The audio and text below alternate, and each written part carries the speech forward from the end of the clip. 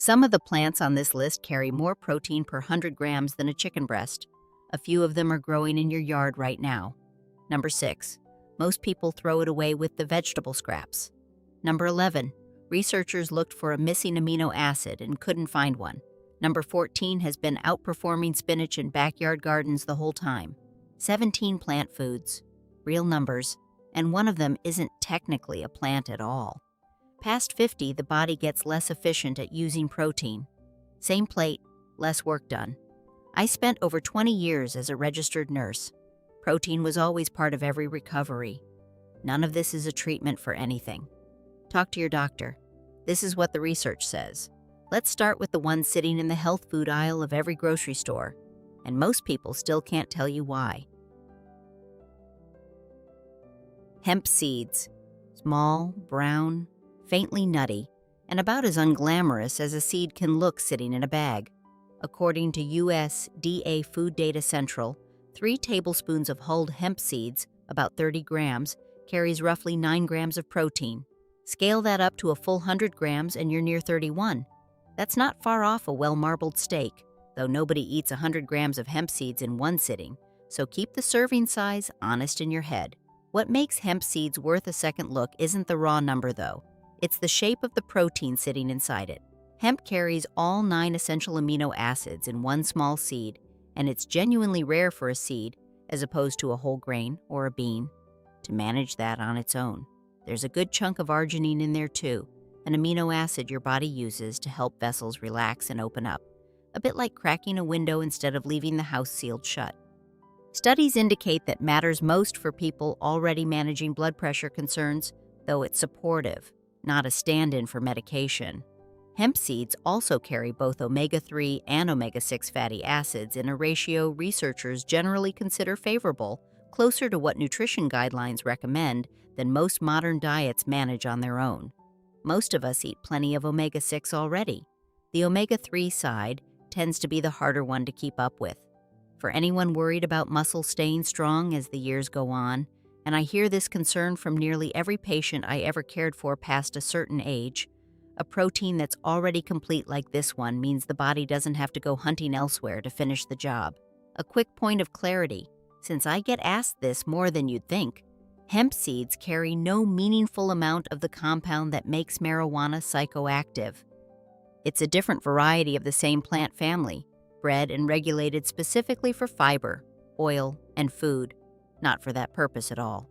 Perfectly ordinary, perfectly legal, in every state in the country. I grow a small patch of fiber hemp along my back fence, more for the birds than anything else. Watching a finch work a seed head apart is a better way to spend a slow morning than most things I can think of. The harvest is beside the point. Toasted lightly in a dry pan, hemp seeds take on a flavor close to sunflower seeds, and they'll sit on top of a salad, a smoothie bowl, or a plain bowl of yogurt without asking anything of you in return. Simple. That's most of what I ask from a pantry staple these days. Most gardeners meet this next one as an enemy. It shows up uninvited between the tomato rows, and by midsummer it's knee-high if you let it get away from you. Folks call it fat hen or goosefoot or just that weed. Lamb's quarters carries about 4.2 grams of protein per 100 grams raw. Spinach sits closer to 2.9. It isn't dramatic, but it's more than the vegetable most people already trust, and it comes with more calcium and considerably more vitamin C in that same handful, according to USDA figures. It's a distant cousin of both quinoa and spinach, same botanical family, same general mineral chemistry. That shared lineage is part of why the nutritional numbers land where they do. More protein than spinach, more calcium, and considerably more vitamin C, all from a plant that grows itself. The seeds carry even more protein than the leaves, historically ground into flour and used in porridges and flatbreads long before wheat became the default grain in most kitchens. A single plant can produce tens of thousands of them by the end of a season, which says something about how deliberately nature over-provides.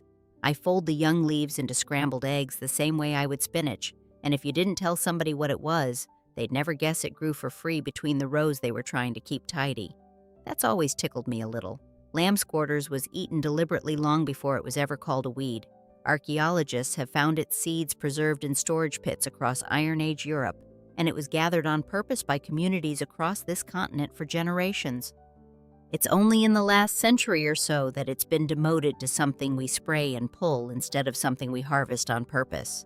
One word of caution, and I say this every time someone asks me about foraging. Know your plant before you eat it. Lamb's quarters has a few lookalikes that aren't nearly as friendly, so if you're not certain of your identification, buy it at a farmer's market instead of guessing in your own yard. Chickpeas, garbanzo beans, if that's the word you grew up with. Either way, they've been quietly holding down Mediterranean and Middle Eastern kitchens for thousands of years, long before anybody called them a superfood. Cooked, chickpeas run close to 9 grams of protein per 100 grams, alongside a healthy dose of fiber that most protein sources skip entirely. On their own, though, they're a touch short on a couple of the essential amino acids, methionine especially. That's where a grain comes in. Rice, quinoa, even a slice of whole wheat bread. Pair a legume with a grain over the course of a day, and the amino acids each one is missing get filled in by the other. Nutritionists call it protein complementation, but really it's just an old kitchen habit dressed up in a new name. Beans and rice, hummus and pita. Your grandmother probably knew this without ever hearing the term. They also carry a fair amount of fiber alongside that protein, which slows digestion down and keeps a person feeling full considerably longer than a food with protein alone would. That combination matters more than people realize when they're trying to manage a steady appetite across a long afternoon. For anyone eating mostly plants, chickpeas also carry a meaningful amount of iron, not as easily absorbed as the iron in meat, but a squeeze of lemon juice or a side of something rich in vitamin C helps the body take up considerably more of it from the same bowl. I soak a jar of them every week. Same as my mother did. Same as her mother did before that. Simple. There's something steadying about a food that hasn't needed to change in a few thousand years to still be useful to a body. They're a forgiving plant to grow yourself if you've got a sunny bed to spare, tolerant of dry stretches, not particularly fussy about soil, though the pods come one or two to a stem rather than in the generous clusters you'd get from a pole bean, which slows a harvest down into something closer to a meditative afternoon than a chore. This next one is the exception on the list, and I want to be upfront about it before we go any further. It isn't a plant at all. It's a cyanobacterium, a single-celled organism old enough that its distant ancestors are part of the reason our atmosphere has the oxygen in it that it does. It just happens to get grown, harvested, and eaten the way a plant would be, so it earns its place on this list with an honest asterisk attached. Dried spirulina powder runs somewhere between 55 and 60 grams of protein per 100 grams, and research indicates it carries all 9 essential amino acids. That sounds enormous, and it is, but a typical serving is 1 to 3 teaspoons, not 100 grams, so think of it as concentrated rather than a meal on its own. There's historical use here too. It was traditionally harvested from Lake Texcoco by the Aztecs, dried into cakes they called tecuitlatl, and gathered from Lake Chad by the Kanembu people, who have been doing so for at least 1,000 years. Two populations on opposite sides of the Atlantic, independently reaching for the same thing. It also carries a genuinely unusual amount of iron for something that isn't meat, along with B vitamins that plant-based eaters sometimes struggle to get enough of, though it's worth saying plainly that the iron in plants absorbs less efficiently than the iron in meat does, and pairing it with a vitamin C source helps close that gap considerably. Measured against how few calories it costs, spirulina is genuinely one of the most efficient protein sources on this entire list, even more so than the seeds we'll get to shortly. It's simply eaten in such small amounts that the total contribution to a day's protein stays modest, whatever the per 100-gram number suggests on its own.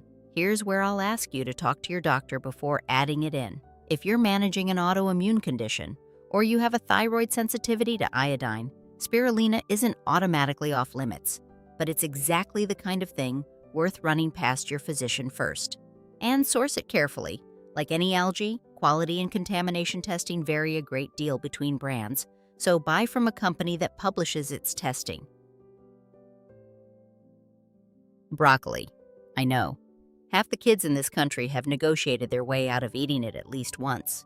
But hear me out on the numbers before you write it off. broccoli carries about 2.8 grams of protein per 100 grams, modest on its own.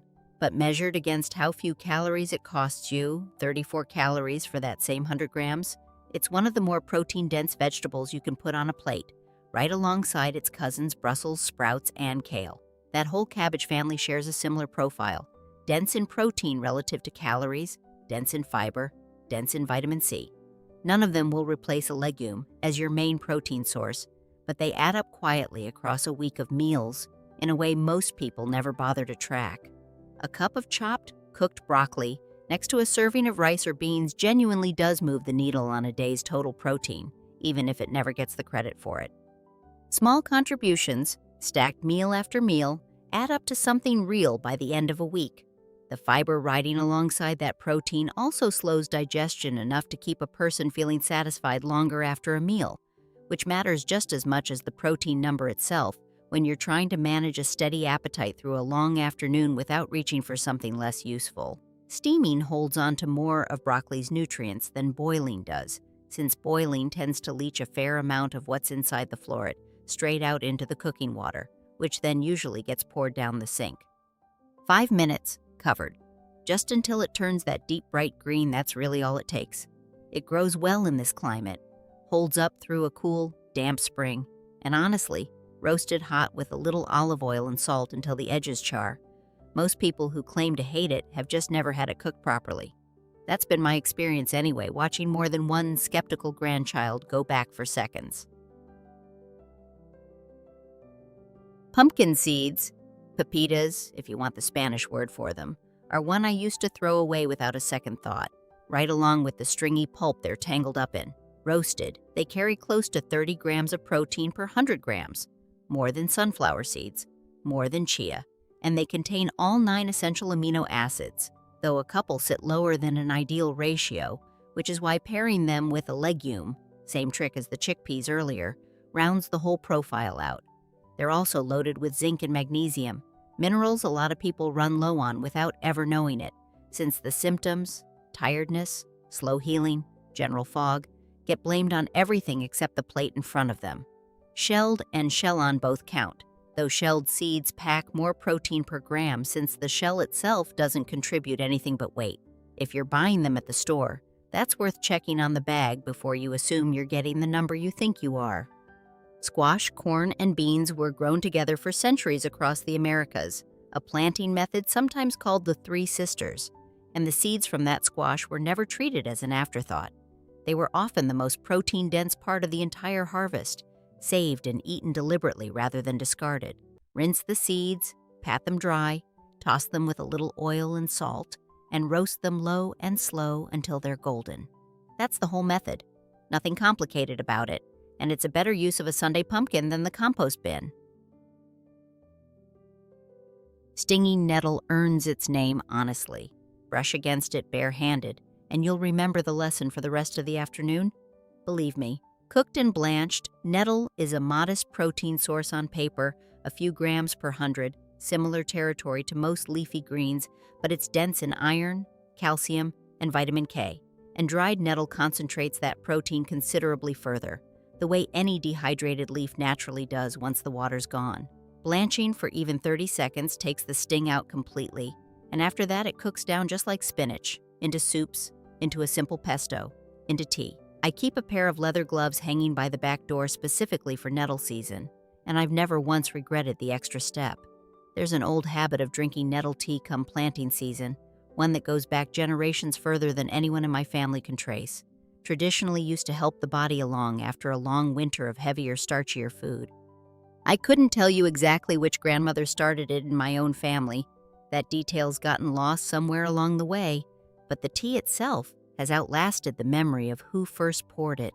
It grows in the shadiest, most neglected corner of nearly every yard I've ever gardened, which always struck me as fitting. The plant that stings you the hardest is usually the one doing the most work while nobody's paying it any attention. Persistent. Nettle's fibers were historically spun into cloth and rope long before cotton took over. During the First World War, Germany found itself cut off from cotton imports and turned to nettle instead. Captured German uniforms were found to be made almost entirely of nettle fiber, a plant that's fed people, clothed them, and stung nearly all of them at some point along the way. Dried nettle keeps well in a sealed jar for a year or more, which means a spring harvest can genuinely carry a household most of the way through the following winter. Steeped as tea, a cup at a time. Simple, patient.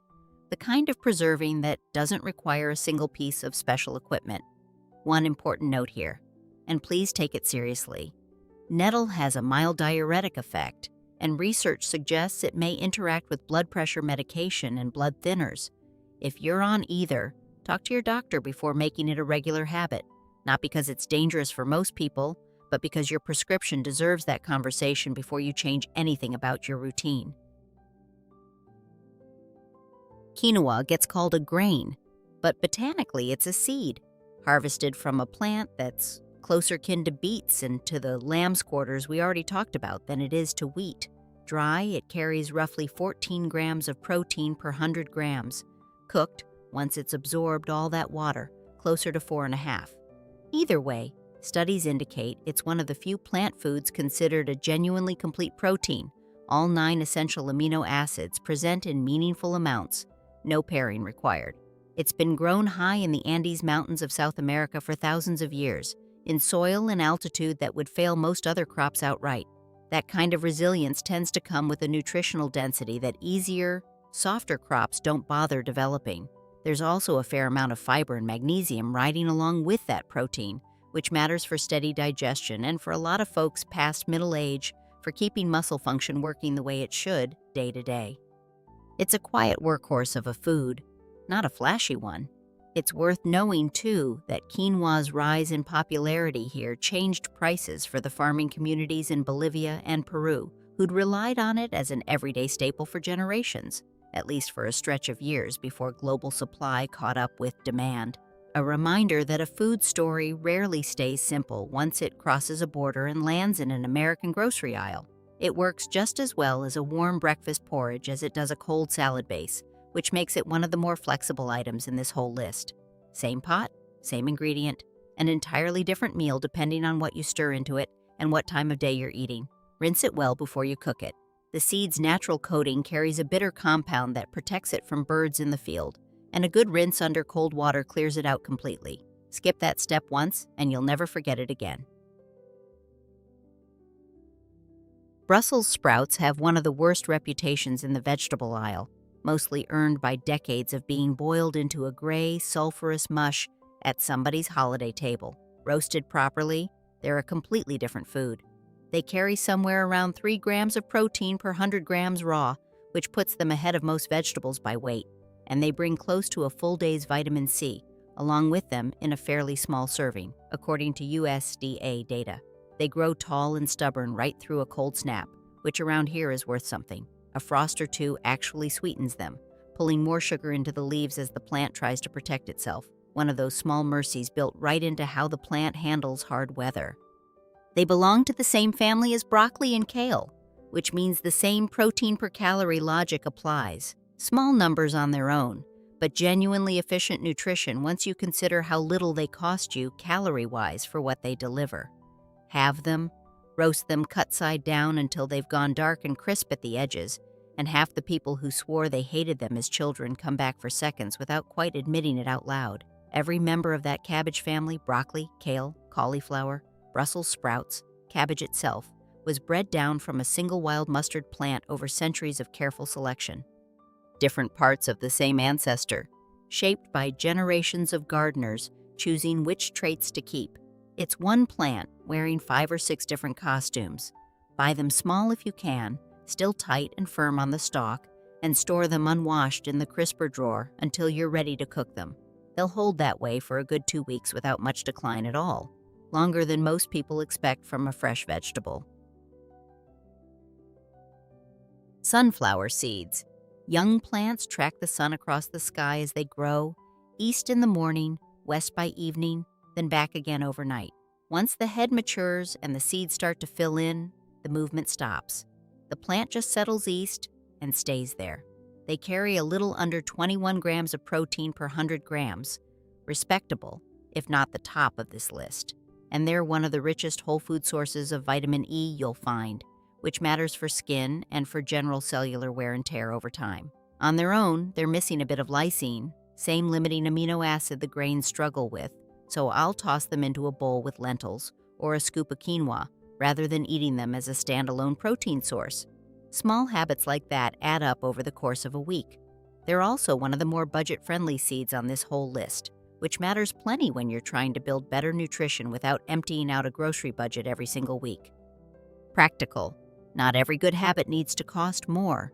A quarter cup carries a meaningful dose of magnesium too, a mineral involved in hundreds of ordinary jobs the body handles every day, from muscle function to steady sleep.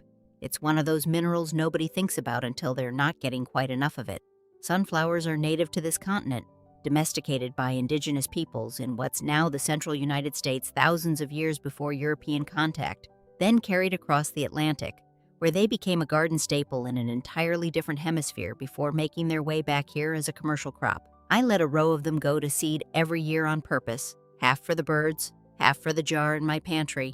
There's a particular kind of patience in watching a 6-foot flower slowly bow its head and turn brown, knowing exactly what's underneath all those dried petals. Moringa doesn't grow outside in this climate. It's a tropical tree, and our winters would kill it in a season flat. I keep a small one in a pot indoors instead, more curiosity than crop at this point. Dried and powdered, moringa leaf runs between 25 and 30 grams of protein per 100 grams, and research indicates it carries all 9 essential amino acids, which is unusual for a leaf. Fresh, before drying, removes the water weight. That number drops to somewhere closer to 9 grams per 100. It goes by several names in the regions where it's traditionally grown: miracle tree, drumstick tree, in parts of South Asia and Africa, where it's been a garden staple for generations, long before anyone in the West started putting it into capsules with a marked-up price tag. It's also notably rich in calcium and iron for a leaf, which matters for anybody watching bone health alongside protein, since the two conversations tend to get treated separately when they really shouldn't be. A body doesn't build strength off one nutrient working in isolation. If you're buying it dried rather than growing your own indoor plant, look for a supplier who lists where the leaves were grown and how quickly they were dried after harvest. Moringa loses some of its vitamin content the longer it sits between picking and drying, same as most leafy greens do. I stir a small spoonful into my morning tea most days. It's a small reminder that not everything useful was ever meant to grow in your own backyard. Green peas. If you grew up shelling them on a back porch step, you already know the sound of a full pod cracking open before you ever hear it in this video. Fresh peas carry around 5 grams of protein per 100 grams, which is a strong number for a vegetable most people treat as a side dish afterthought. Snap peas, snow peas, and shelled English peas all sit in roughly the same range, give or take a gram. Peas belong to the legume family, the very same family as the chickpeas and the black beans we've already covered today, which is part of why the protein number holds up even in a fresh, unripe pod picked straight off the vine. Pea protein isolate has become a common base for plant-based protein powders in recent years, extracted and concentrated well beyond what the fresh pea itself carries, which tells you something about how food companies noticed this particular strength long before most home cooks did. They climb. They're one of the first things you can plant in cool spring soil, and they're forgiving of a gardener who forgets to check on them for a few days. Simple, reliable, the kind of crop that teaches a child patience without them noticing they're being taught anything at all. It's worth mentioning that this same humble plant is the reason we understand genetics at all. A monk named Gregor Mendel spent years crossbreeding pea plants in a monastery garden in the 1800s, tracking which traits showed up in each generation, work that quietly became the foundation of modern genetics from a plant most of us just think of as a side dish. Nutritional yeast is another exception on this list. Same as our algae friend a few plants back. It's a fungus, not a plant, a deactivated cousin of the same yeast that leavens bread, grown, dried, and flaked specifically to be eaten rather than baked into anything. It carries close to 50 grams of protein per 100 grams and, unusually for something outside the animal world, a complete amino acid profile. Most nutritional yeast sold for cooking is also fortified with vitamin B12, worth checking the label for specifically, since B12 doesn't occur naturally in yeast on its own. That B12 detail matters more than people assume, especially past a certain age, since the body's ability to absorb B12 from food naturally slows down over time, regardless of diet. A fortified food that also happens to carry a full amino acid profile is doing quiet double duty on the same spoonful. Worth being clear about the label here. Nutritional yeast is not the same product as brewer's yeast, which is a leftover byproduct of beer brewing and carries a considerably more bitter taste. They're related, but they're grown and processed differently, and swapping one for the other in a recipe rarely goes the way you'd hope. A single container tends to last a household for months, since a spoonful or two is usually all a dish needs. Stretched out across that many meals, it works out to one of the more economical protein sources on this entire list, ounce for ounce. It has a savory, faintly cheesy flavor that surprises people the first time they try it, sprinkled over popcorn, stirred into a sauce, worked into scrambled eggs. A little goes further than you'd expect, both in flavor and in what it's actually contributing to the meal. Amaranth was a staple crop for the Aztec Empire centuries before anyone in this country had heard the word. It very nearly disappeared entirely, and it's only in the last few decades that it's found its way back into ordinary kitchens. The grain carries roughly 13 to 15 grams of protein per 100 grams, and it's unusually rich in lysine, the one essential amino acid that most grains, wheat and rice and corn included, run short on. That makes amaranth a natural partner for almost any other grain sitting in your pantry. Research studying its protein digestibility has placed it among the higher quality plant proteins available. Studies suggest the body absorbs a meaningful percentage of what's there, though the exact figure depends on how the grain is processed. Either way, it stands up well against far more expensive options sitting on a store shelf nearby. It also happens to be entirely gluten-free, which historically had nothing to do with why it was grown and everything to do with the fact that it simply thrives in poor, dry soil that struggles to support wheat at all, a crop born out of necessity, still useful centuries later for entirely different reasons. In Mexico, popped amaranth gets pressed with honey or a simple syrup into a treat called alegría, literally, joy. A candy built on the same grain that once fed an empire, still sold from carts on street corners today, mostly unchanged after a few hundred years. The leaves of the same plant are edible too, cooked down much like the lamb's quarters we talked about earlier in this list, which makes sense, given how closely the two are related. One plant feeding a person from two entirely different parts of itself, at two different points in the growing season. Pop it in a dry, hot pan the way you'd pop popcorn, and it puffs into something tiny and crunchy that's genuinely satisfying, stirred into yogurt or scattered over a salad. Rare. That's the word I'd use for a crop that's outlasted an empire and still surprises people at the breakfast table. Black beans. Funny thing, I don't rightly recall if it was my own grandmother or her sister who first taught me to soak a pot of these overnight, but the smell of them simmering the next morning still takes me straight back to that kitchen table. Cooked, they carry close to 9 grams of protein per 100 grams, right alongside chickpeas and lentils in that same general range. Their dark color comes from the same family of pigments found in blueberries and red cabbage, compounds researchers have studied for their antioxidant activity. They also carry a hefty amount of fiber alongside that protein, closer to 15 grams per cup cooked, which does real work for steady digestion. Research suggests that the combination of fiber and protein may help moderate the rise in blood sugar after a meal, though how that plays out depends on the full context of what a person eats. Beans also feed the good bacteria living in your gut by way of a kind of starch your body can't fully break down on its own, called resistant starch. It passes through mostly intact and becomes food for that community instead. That's part of why beans come up so often in gut health conversations, mine included, more than once on this channel. They're inexpensive, they store for years dry in a sealed jar on a shelf, and a single pot stretches across half a week of meals without much effort at all. In a kitchen that's trying to stretch a grocery budget, that matters every bit as much as any number on a nutrition label.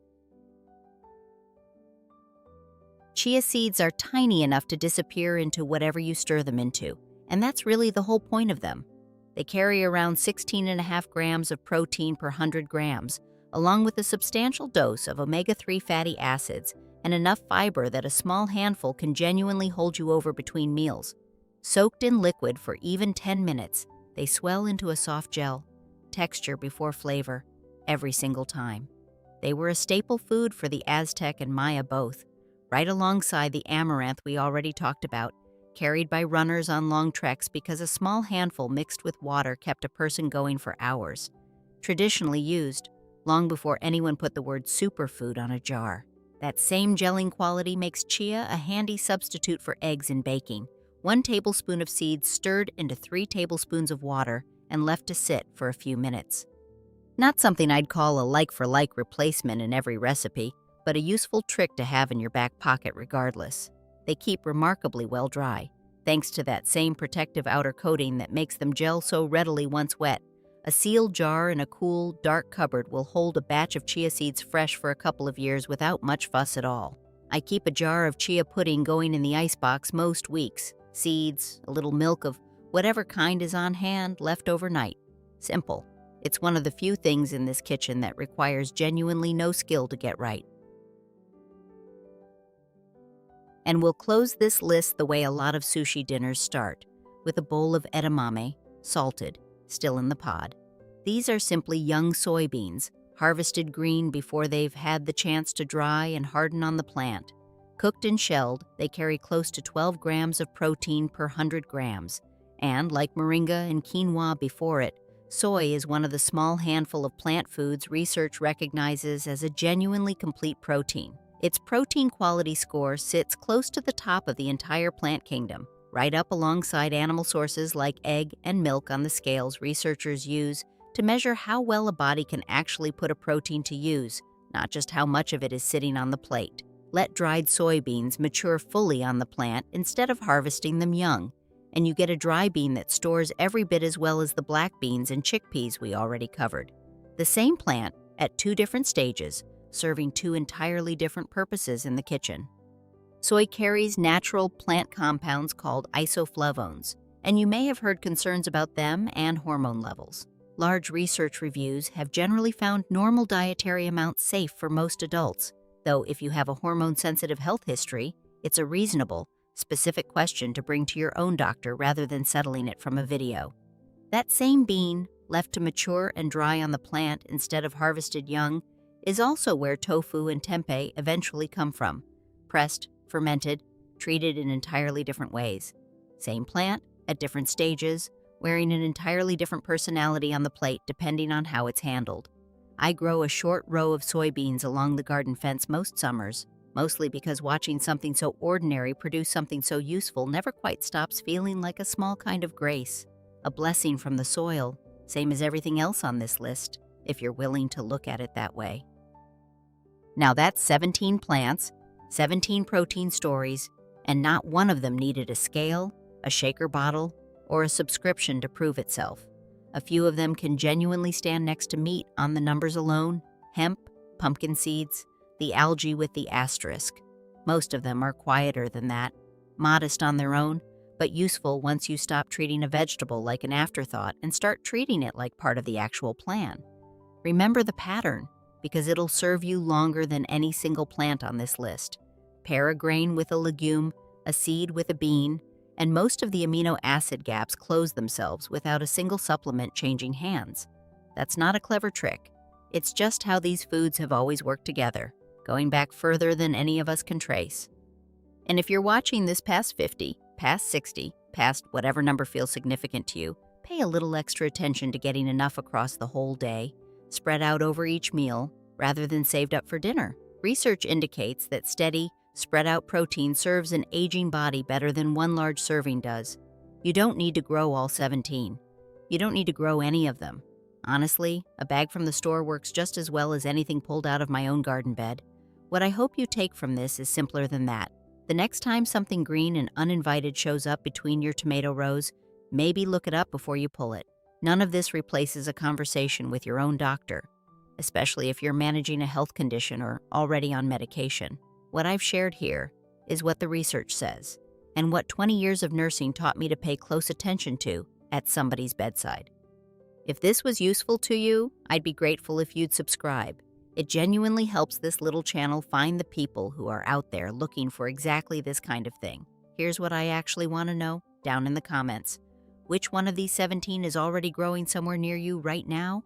And did you know what it was capable of before today? Until next time, take care of that soil, take care of each other, and God bless you.